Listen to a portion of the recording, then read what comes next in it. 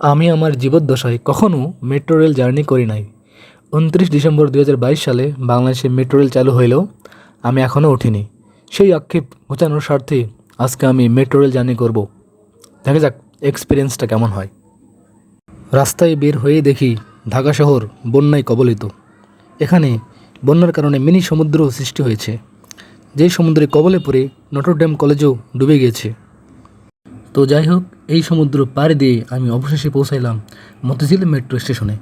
এখান থেকে আমি যাব কোথায়? ফার্মগেটে। স্টেশনের ২ তলায় উঠতেই দেখি হাতের ডান পাশে টিকিট কাউন্টার। কয়েকটা কাউন্টার ছিল, সব কাউন্টারেই একদম উপচে পড়া ভিড়, দীর্ঘ লাইন। আমি কখনোই ভাবিনি যে এত মানুষ মেট্রোতে জার্নি করে। লাইনে দাঁড়িয়ে থাকা এটাই সবচেয়ে বেশি কষ্টকর।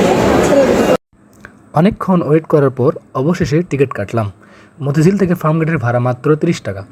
স্ক্রিনে চাওয়া তথ্যগুলো ফিল আপ করার পরপরই একটা টিকিট পাইলাম। সেই টিকিটটা পরবর্তীতে গেটে এন্ট্রি হইতে ব্যবহৃত হয়েছে। এখন ট্রেনে উঠবো, দেখা যাক কেমন জার্নি হয়। টিকিটটা নিয়ে উঠলাম ৩ তলায়।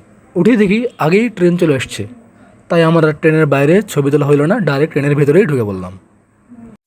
উপচে পড়া ভিড়ের কারণে আমি আর মেট্রোতে বসতে পারলাম না, বসার কোনো সিট নাই, তাই আমি বাধ্য হয়ে দাঁড়িয়ে থাকলাম।